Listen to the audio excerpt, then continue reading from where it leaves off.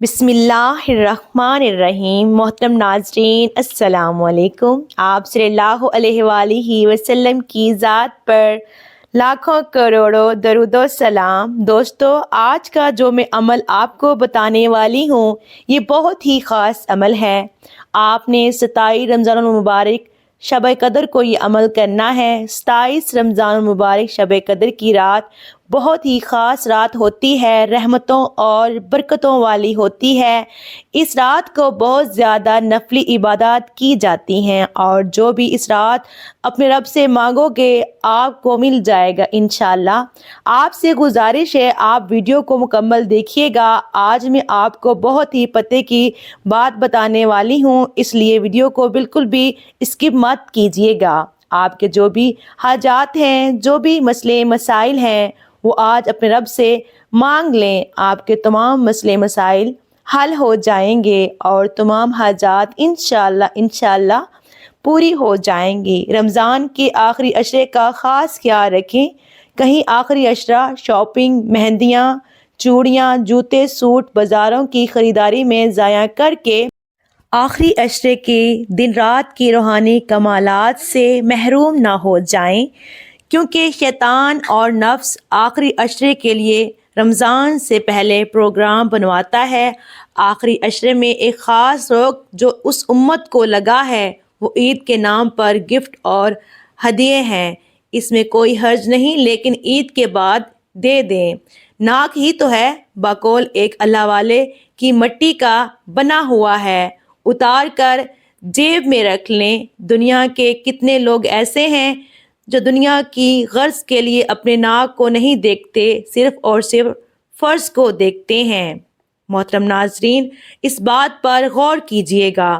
ماہ رمضان مسلمانوں پر اللہ تعالیٰ کا ایک احسان ہے، کیونکہ یہ مسلمانوں کے دل میں تقویٰ، پرہیزگاری، صبر و بردباری، ہمدردی، اتفاق، اخوت، مساوات اور رواداری کے اوصاف پیدا کرتا ہے۔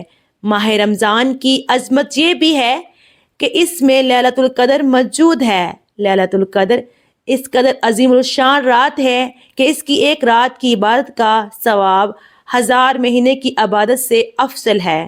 سرکار دو عالم صلی اللہ علیہ وآلہ وسلم نے ارشاد فرمایا، شب قدر میں آسمان کے دروازے کھلے رہتے ہیں۔ جو بندہ شب قدر میں نماز پڑھتا ہے تو اللہ تعالیٰ اس کو ایک ایک تکبیر کے بدلے، یعنی اللہ اکبر کے بدلے میں جنت میں ایک ایسا سایہ دار درخت عطا فرمائے گا کہ اگر چلنے والا سال تک اس کے سائے میں چلے تو اس کا سایہ طے نہ کر سکے گا، اور حرکت کے بدلے جنت میں ایک مکان موتیوں، یاقوت اور زبرجد کا عطا فرمائے گا، اور ہر سلام پھیرنے کے بدلے جنتی چادروں میں سے ایک عطا فرمائے گا۔ سبحان اللہ۔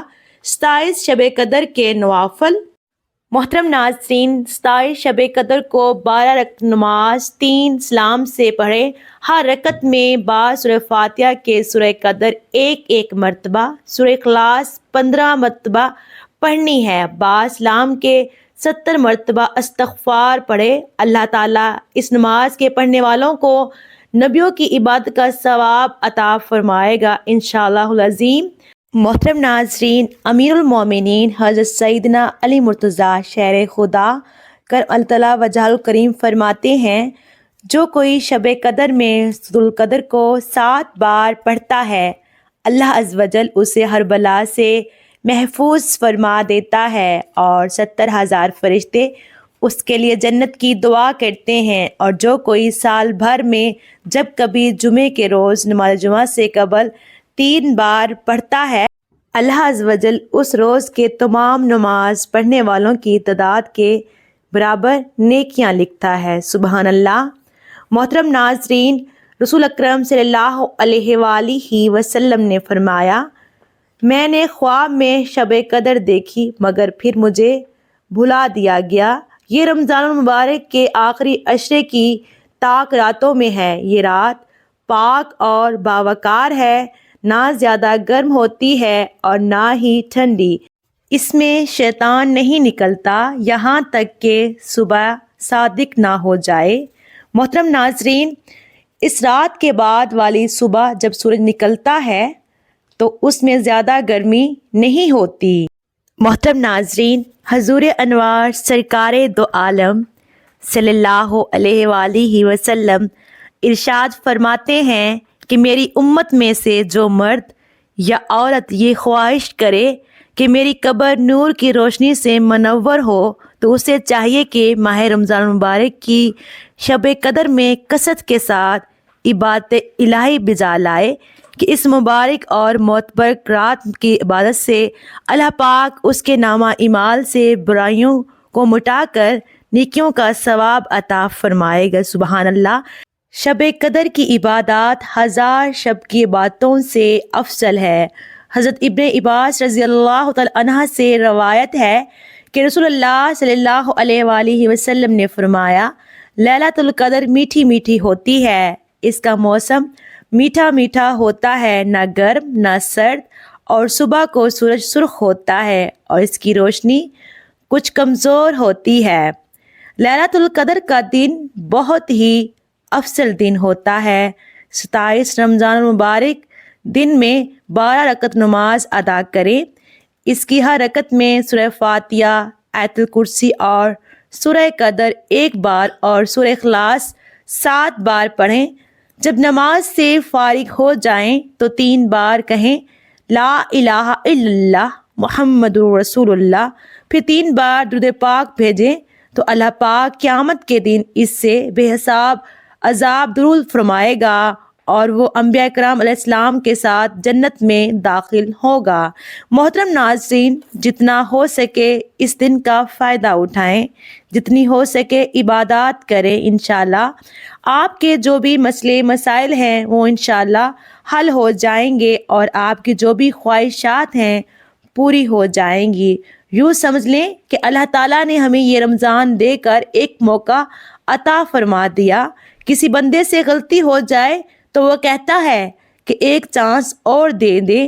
بس اسی طرح اللہ تعالیٰ نے ہم پر رحمت فرمائی، ہمیں اپنی زندگی میں گناہوں کے بخشوانے کا ایک چانس اور عطا فرمایا، جیسے کہ شیطان کو قید کر دیا، چونٹیوں، پرندوں، مچھلیوں سب کو دعا میں لگا دیا اور بندے کو بتا دیا کہ تم جو مانگو گے ہم قبول کر لیں گے۔ اس سے معلوم ہوتا ہے کہ اللہ تعالیٰ کا ارادہ خیر کا ہے، وہ بخشش کے بہانے بنا رہے ہیں۔ اس لیے ہم سب کو چاہیے کہ ہم اپنے گناہوں کی معافی مانگیں، کیونکہ یہ مہینہ سال میں ایک بار آتا ہے۔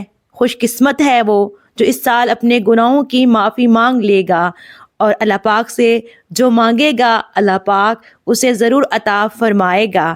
محترم ناظرین، میری آج کی ویڈیو آپ کو کیسی لگی کمنٹ کر کے ضرور بتائیے گا، اور اگر میرے سے پڑھنے میں کوئی غلطی ہوئی ہو تو آپ سے گزارش ہے میری اصلاح کیجیے گا۔